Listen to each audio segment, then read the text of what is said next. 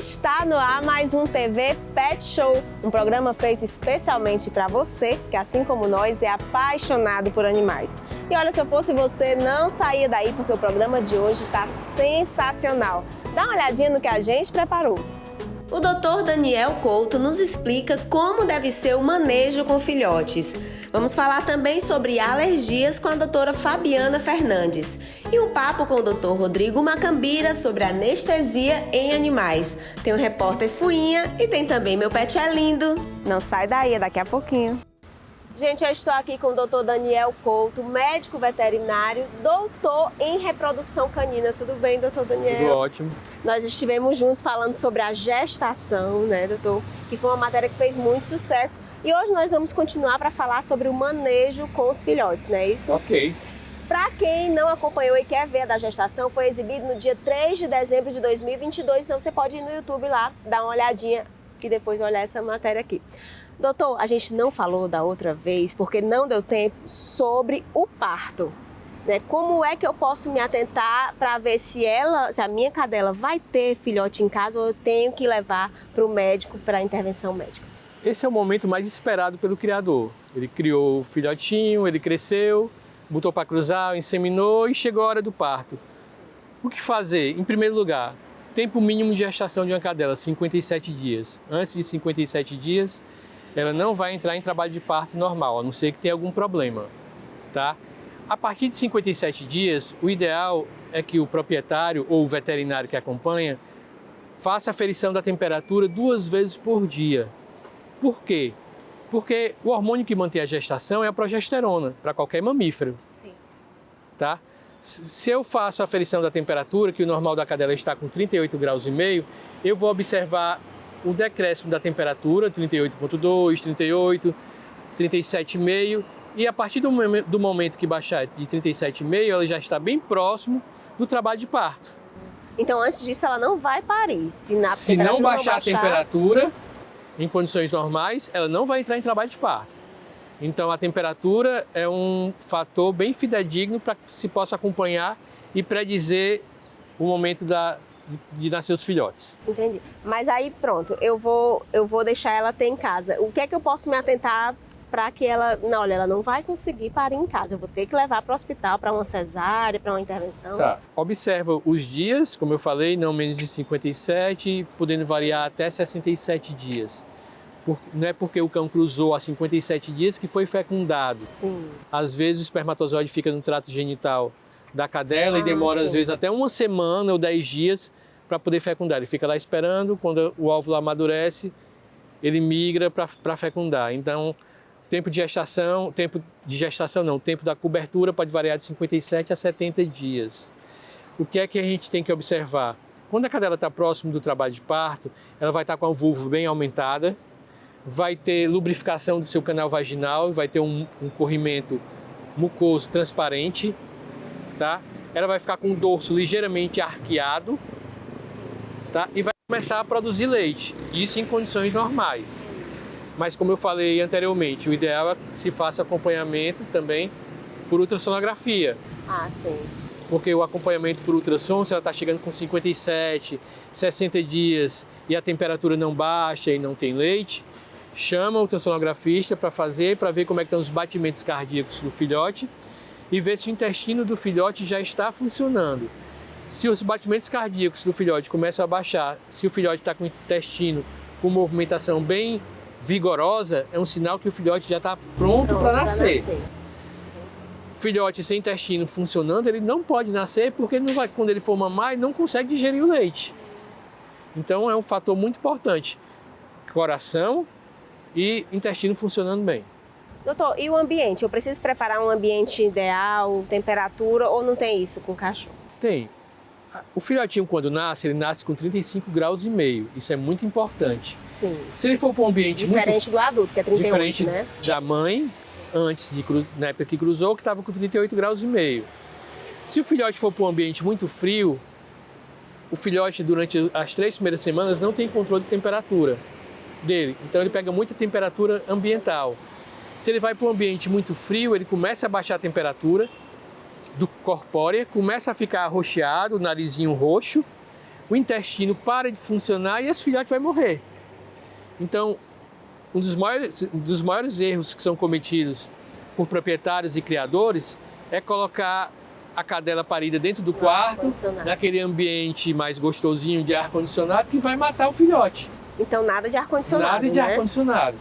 É melhor um ambiente um pouco mais quente, tá? Com temperatura de 28 graus acima, do que com temperatura fria, por questões metabólicas do filhote. Então, às vezes um filhote morre e a gente não sabe nem o motivo, é a temperatura. É uma das principais causas de morte de filhote, é temperatura baixa.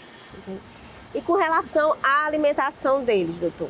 Eu tenho que dar um suplemento para a mãe, eu deixo mamar à vontade? A mãe, durante esse período, ela é muito exigida. Então, uma cadela que normalmente se alimentava 2 vezes por dia, o ideal é que ela passe a se alimentar 4 vezes por dia. Sim. E eu vou ter que ela vai ter uma necessidade calórica de pelo menos 2 vezes do que ela comia anteriormente quando ela não estava gestante. Então, eu tenho que observar bem, ela tem que comer uma ração de filhotes, para filhotes, que seja hiperproteica e hipercalórica, para poder dar conta desses filhotes. Um dos principais componentes do leite da mãe é a água. Então ela tem que tomar água em abundância. Se você se preocupar só em alimentar ela e ela não tomar água, ela não vai produzir leite. O ambiente que ela vai amamentar o filhote também tem que ser um ambiente tranquilo. Ela não pode ter distrações, porque muitas vezes a cadela está amamentando, ali os filhotinhos estão mamando, e passa alguém gritando, passa alguém fazendo barulho, ela se levanta de uma vez e acaba pisando no filhote. Entendi. Acaba machucando. Então tem que ser um ambiente tranquilo para que os filhotes possam mamar. Toda ninhada a gente às vezes tem filhotes heterogêneos, o maior ou o menor. Tem que ser observado também. O ideal é que eu marque os filhotes, identifique direitinho e faça a pesagem diária dos filhotes. Para acompanhar, marca com a fitinha, né? Marca com a fitinha colorida para poder identificar os filhotes. O papo foi tão bom que o tempo acabou e a gente nem percebeu. Eu tenho certeza que tanto quem está em casa como eu ainda tenho bastante dúvidas sobre filhotes, mas aí as dúvidas vão surgindo e o senhor volta aqui para tirar de novo, né, doutor? Com toda certeza. Antes de encerrar, por favor, fale suas redes sociais. Quem quiser me achar, vai em @DanielCoutoShoa e no celular 85988421014. Doutor, mais uma vez, muitíssimo obrigada.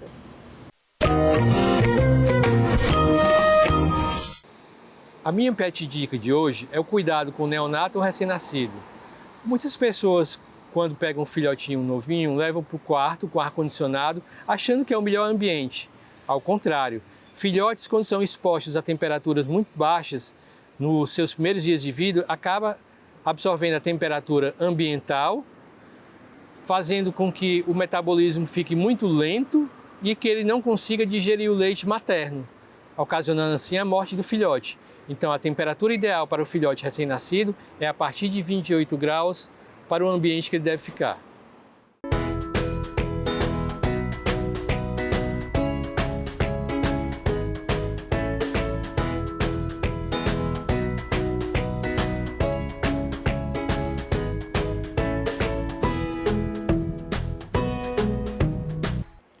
Gente, eu estou aqui com a doutora Fabiana Fernandes, médica veterinária e proprietária da Central Pet. Tudo bem, doutora? Tudo jóia. Olha, é um prazer tê-la aqui. Nossa primeira entrevista foi um sucesso com a doutora Fabiana e ela se comprometeu de voltar para tirar as nossas dúvidas. Doutora, nós fizemos um compilado nas nossas redes sociais, a gente recebe muitas dúvidas. Então a gente vai guardando para quando tem oportunidade de tirar essas dúvidas gerais, que eu acredito que a senhora também recebe muitas perguntas. Então vamos começar, doutora? Bora. Primeira pergunta. Demais nas nossas redes sociais. O cachorro que balança demais a cabeça. É algum problema ou é só mania? Tem cachorro que até fica com a orelha inchada por conta de balançar demais. Cachorro que balança muito a cabeça, ele está sentindo incômodo provavelmente nessa região. Então, o que a gente tem que pensar num primeiro momento? Doenças relacionadas à orelha, né? Então, ver se não tem uma otite, uma infecção lá dentro, ou então algum problema de pele nessa região, né? Então, é uma coisa que incomoda muito, dá até tontura muitas vezes, o cachorro fica até sem comer, com falta de apetite por conta de uma simples porque eles otite. balançam muito forte, eu acho que deve ser um incômodo grande. E o que você falou de inchar, você já viu aqueles caras que lutam jiu-jitsu e que ficam ralando a orelha no tatame? de tanto trauma, a orelha forma um hematoma dentro das lâminas das orelhas. Então fica aqueles cachorros com aquela orelha inchada. Sim. Aí, quando chega nesse ponto, é porque tá feio o negócio. Aí tem que até operar para remover esse hematoma e tratar esse sempre a hematoma otite. só sai com cirurgia? A gente faz punção e tenta com curativo. Mas a minha experiência, 90% dos casos vão para cirurgia. Então, aí coloca balançou dreno, demais a cabeça, corre para o veterinário. Aí faz uma citologia, vê que tipo de otite tem, se ela é bacteriana, se ela é fúngica, que tipo de produto usar, se tem muita cera, se não tem, né? Otite já acho que é uma dor de cabeça de muitos tutores, porque a gente já tem mais uma pergunta com relação a isso. Cera preta no ouvido do gato, eu tenho que me atentar ou é normal? O gato também. Você já viu o gato que fica com as orelhas abaixadas? Sim. Ou então que chacoalha bastante e quando você olha parece uma graxa preta dentro da orelha dele, né? Isso daí também é um tipo de otite, que é comum em gatos também. Pode ser fúngica, pode ser parasitária. Muitas vezes a gente coleta um pouco dessa cera, coloca no microscópio, eu sempre mostro para o tutor o parasita andando. É um negócio nojento. Mas é um piolinho, não é um piolinho, é um ácaro de dentro da orelha do gato, que é muito fácil de tratar. Mas se não tratar, vira uma infecção tremenda. E uma incomoda, coisa né? Demais. O que incomoda a gente tem que resolver. Você imagina você ter uma coceira constante dentro do seu ouvido, uma dor, né? Então também a cera já é... Viu cera demais, veterinário. coçou demais mesmo sem cera, pode ser otite, tá? Doutora, mais uma pergunta que eu acho que a senhora recebe demais. O cachorro que lambe demais as patas. Tem gente que diz que é estresse, tem gente que diz que é alergia. O que é afinal? É alergia. É alergia. É alergia, tá? Se coça a pata, é alergia, porque o cão tá lambendo para se aliviar de alguma coisa que tá incomodando, né? Nós coçamos. Sim. Ele não consegue pegar a pata dele e coçar a outra, então ele vai com a boca. Aí ele começa a lamber. Aí a boca do cachorro tem o quê? Bactéria. Aí enche de bactéria. Se tiver uma fissurinha, um cortinho, vira uma infecção bacteriana. Aí vira o que a gente chama de pododermatite. Então, mais uma vez, do mesmo jeito que é feito com o ouvido, cultura, o que tem ali? Tem fungo, tem bactéria, para saber se vai entrar com antifúngico, se vai entrar com antibacteriano e tratar adequadamente. Então são coisas que a gente acha que é simples, mas não é não, doutora. Tem que Pois é. verificar. Você já né? viu aqueles poodles brancos com a pata marrom? Sim, sim. É a alergia de tanto lamber. tanto Se você olhar até ao redor da boca deles, a saliva ácida queima todo o pelinho. Ah, interessante. É. Vamos falar, não sei se eu continuo, se é alergia também, mas tem gente que fala que quando leva o cachorro para tosar, o cachorro volta muito vermelho. Isso tem a ver? É por conta do banho? É por conta do aparelhinho? Tem vários pontos que a gente tem que ver. Se o cão vai tosar constantemente e ele está acostumado a tosar, quando ele fica vermelho, pode ser o processo do secador, né, que é morno para frio, porém aumenta a temperatura cutânea, então ele fica mais vermelho, tá? Agora, cães que não tosam frequentemente e que têm nós e que vão lá para tosar, aí quando você tira aquele nó e de repente a pele vê o céu, ela começa a poder causar esse tipo de alergia, né? Então muitas vezes a gente recebe reclamação assim: ai, meu cão foi queimado no pet shop. Já ouviu falar? Sim. Então colocaram é secador quente e queimou. Aí a gente olha, o pelo não tá queimado, porque se fosse um secador quente ia queimar o pelo e depois a pele. Sim. A gente vê, o pelo tá íntegro e a pele tá vermelha, é alergia. A alergia ao pente da máquina mesmo, né? Ao fato de você passar aquele dente de ferro na pele para cortar o pelo e irrita a pele sensível, a pele alérgica. Mas no caso seria uma coisa mais simples de se resolver? Nesses casos, a pessoa, onde a pessoa tosou, leva lá de volta e a responsabilidade do pet shop é cuidar disso daí. Doutora, eu tenho mais perguntas, mas o Hélio já falou ali que o tempo acabou, o papo é tão bom que a gente nem vê passar. Então, mais uma vez, a doutora se compromete em voltar e responder essas perguntas. Doutora, muitíssimo obrigada. Agora, antes de encerrar, fale suas redes sociais para quem quiser acompanhar seu trabalho. Aqui. Bom, quem quiser ver o meu trabalho, pode acessar a rede social, a minha, pessoal como Fabi Fernandes 7, ou da Clínica Central Pet. tá bom? Obrigada, doutora, Obrigada. mais uma vez. A minha pet dica de hoje é como limpar os olhinhos do seu cão e do seu gato. Você pega um pedacinho de gaze com água filtrada e gelada e passa gentilmente na região ao redor dos olhos. Desse jeito não acumula a secreção embaixo deles e não forma aquelas crostas, não irrita e evita coceiras, perda de pelo, então até machucar a córnea do seu animal.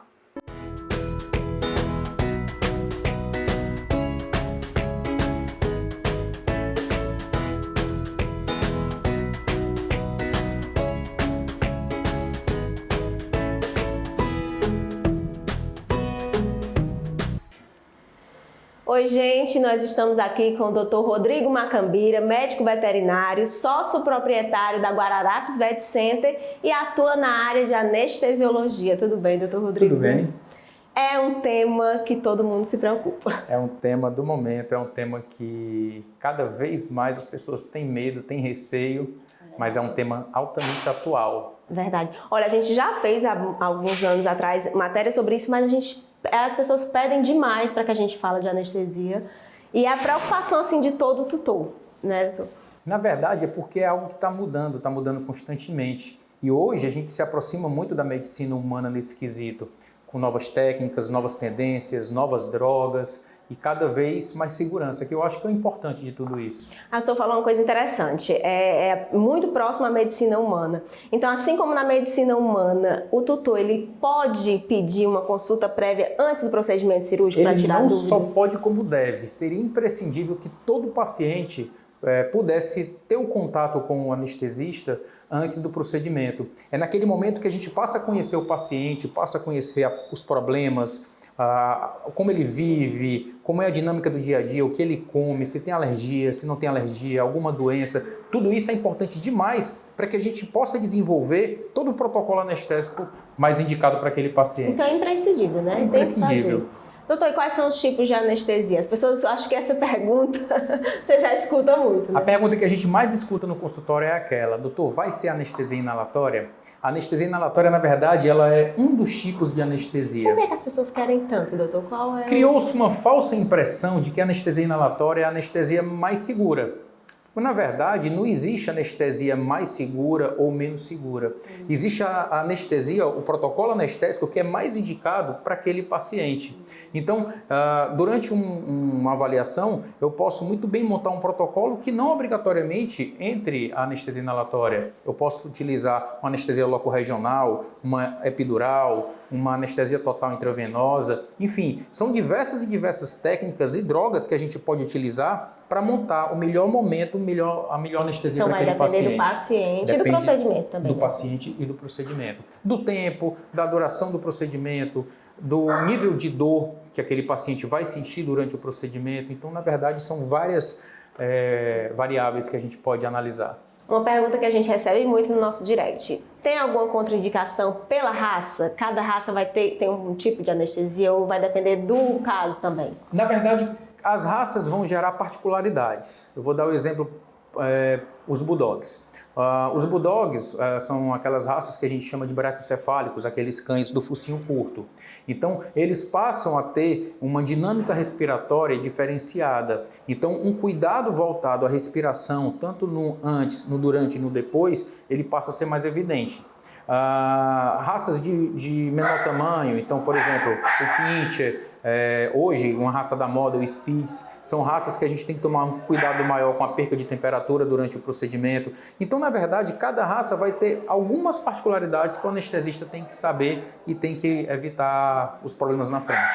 Doutor, o anestesista, ele tem que ficar durante todo o procedimento, assim como na medicina humana, ele tem que estar monitorando, tem que estar a presença do anestesista? É aquela história, o anestesista é o primeiro que entra e o último que sai. Isso é realmente uma verdade. A gente tem que estar com constante atenção a todos os parâmetros, então pressão arterial, frequência cardíaca, respiração, coloração de mucosas. Tem uma série de itens que a gente analisa durante o procedimento anestésico para manter a qualidade e a segurança durante todo aquele momento. Nós conhecemos aqui a Guararapes antes de começar a gravar e eu vi a estrutura como é incrível aqui. Mas eu vou fazer uma pergunta um pouco polêmica. O senhor acha que hoje em dia ainda existem locais que façam procedimentos cirúrgicos sem a presença de um anestesista? Infelizmente ainda existem.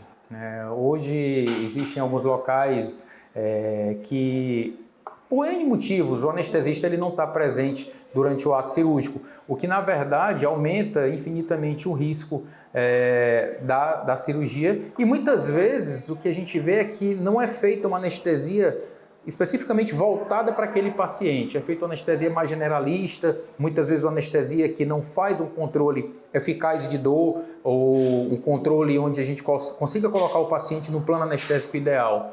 Então, infelizmente, ainda existe. O ideal realmente é que todo procedimento cirúrgico tivesse o anestesista e o cirurgião em conjunto. Então, fica o alerta aí, porque o tutor tem que se atentar e tem que perguntar, né? Tem que perguntar, se vai ter anestesista. tem que perguntar, saber quem é o anestesista, de preferência conversar com esse anestesista antes do procedimento, tirar todas as dúvidas que a gente sabe que existem, né? E fazer com que esse procedimento se torne seguro para o paciente, mas ao mesmo tempo confortável para o tutor. Porque o tutor ele tem que ter confiança num profissional que vai atuar ali junto ao paciente. Doutor, cães idosos. Cães a idosos. preocupação dos tutores na hora da anestesia. E talvez seja o maior número de pacientes hoje que a gente anestesia, né? Estão vivendo muito, né? Hoje, cada Graças a vez Deus. mais, os cães e gatos, eles estão com a longevidade aumentada e, com isso, infelizmente, as doenças, os problemas ligados à idade, eles também se tornam mais presentes. E, por muitas vezes, a gente precisa colocar esses pacientes em mesa de cirurgia. Então, os cães idosos, os gatos idosos, acabam estando bem presentes no contexto atual, no dia a dia dos procedimentos. Obviamente que cuidados com exames pré-operatórios, uma atenção maior a medicamentos que esse paciente tome, tudo isso a gente tem que ter antes para poder evitar os problemas durante o transcirúrgico, durante o transanestésico. Doutor, olha, muitíssimo obrigada. Muito boa matéria, esclarecedora demais. Se surgirem dúvidas, eu já firmo o compromisso aqui de voltar para responder os nossos telespectadores. Perfeitamente, estarei sempre aqui, sempre que possível, sempre que surgirem dúvidas, a gente vai estar presente, é só contar com a gente. Quer deixar as redes sociais para quem quiser acompanhar seu trabalho da Guararapes? Quem quiser acompanhar o Instagram da clínica Guararapes Vet Center, pode procurar lá, @Guararapes Vet Center. O meu Instagram, @rmacambira, procura lá, nos segue, vai ser um prazer responder suas dúvidas. Doutor, muitíssimo obrigada. Por nada. Então, pessoal, a minha pet dica de hoje é a seguinte: sempre que possível, procure um médico veterinário anestesiologista, tenha uma consulta prévia, tenha um atendimento prévio para tirar todas as suas dúvidas, para poder fazer com que o seu animalzinho entre no procedimento com maior segurança, tá bom? Essa é a dica, pessoal.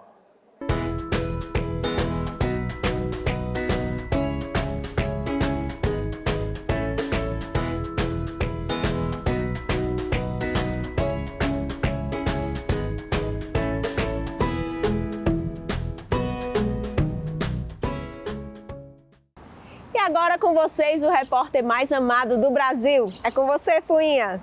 Nha, nha, nha, nha, nha. Olá, pessoal. Repórter Fuinha informa. Fucei e aprendi que cães podem pressentir coisas como alterações climáticas, inclusive terremotos. Podem pressentir gravidez nos humanos e a hora do parto. Nham, nham. Cães conseguem pressentir emoções humanas, como medo e doenças. Incrível! Sente quando seu tutor vai sair e regressar, e às vezes até a morte. Ah, e atenção, o mais importante, pintam um mundo melhor para os humanos. Isso é demais! Repórter Fuinha informou. Até mais, a qualquer hora, em algum lugar. Fui! E aí, gente, gostaram do programa? Eu avisei que estava sensacional. É uma pena que tudo que é bom dura pouco, mas não sai daí porque eu vou deixar aquele recadinho básico. Você quer rever uma matéria ou tem uma sugestão? Entre em contato com a gente através das nossas redes sociais. Tem em casa um pet que é lindo, faz uma foto ou vídeo e envia aqui no nosso WhatsApp. Perdeu o TV Pet Show aqui na TV? Dá uma olhadinha no nosso canal no YouTube, @TV Pet Show. Tem todas as matérias lá para você. Aproveita e se inscreve que é para dar aquele apoio. Eu vou ficando por aqui. Um beijo, fiquem com Deus e até semana que vem.